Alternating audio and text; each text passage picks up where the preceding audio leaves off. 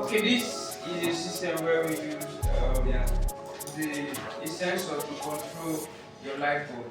So, as you can see, there's no light in your room. So the sensor has detected that there is darkness.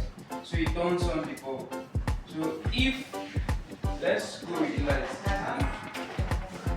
So if there is power or there is light, you can see that the sensor has detected it and it has turned off the bulb.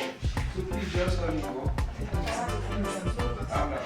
So currently you can see that as the light is turned off, this bulb is coming on. So it's affecting the sensor because it's close to this light bulb, and this light bulb actually still has light, so it's affecting the sensor. So we are using this to close our sensor.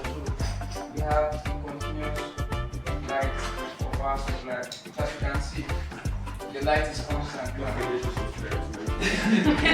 Thank you. So, like and subscribe.